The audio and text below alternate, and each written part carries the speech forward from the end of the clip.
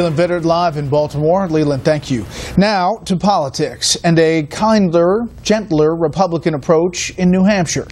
It involves a candidate gaining ground there, but staying positive. Chief political correspondent Carl Cameron has that story tonight from Manchester.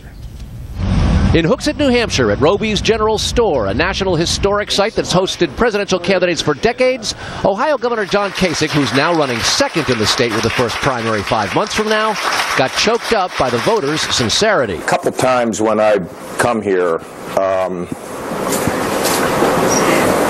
you all make me a little emotional. While Donald Trump and Jeb Bush angrily attack one another as unable to get the country back on track, Kasich gushes about America's greatness and his determination to strengthen it as a two-term governor of Ohio and the only congressman to author a balanced budget that passed in the last 50 years. We have to restore respect, not just in politics, but in all of our lives. And one final thing.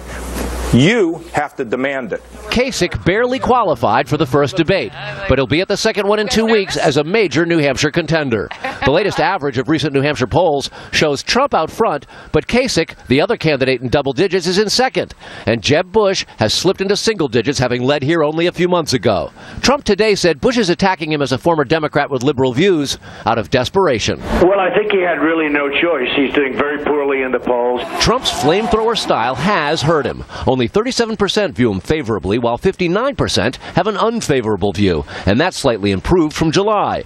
Jeb Bush is somewhat better, 38% favorable, 55% unfavorable. Kasich says his conservatism is about helping people, not criticizing them. He distinguishes himself from most rivals by supporting what he calls a reasonable minimum wage hike. It's about balance, and we're doing fine in Ohio. I would prefer for the states to deal with it at this point like we do. Later in Henniker, for a town hall meeting, he tried to contrast his optimistic can-do approach with the Bush-Trump bitterness. If it takes mean and angry, count me out.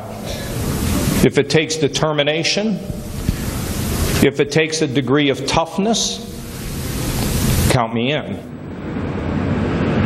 Trump's refusal to rule out a run as an independent or a third-party candidate if he loses the Republican nomination has not gone unnoticed by the Republican National Committee. At least a couple of weeks ago, senior officials there were talking about what they might do about it, and in the last couple of days, RNC officials have contacted several campaigns asking them if they'd be willing to take a pledge of loyalty. Trump has signaled to big GOP donors that he's likely to do just that. The question is what bearing it might have should he decide to drop out of the party having lost the nomination and run as an independent anyway. Brad?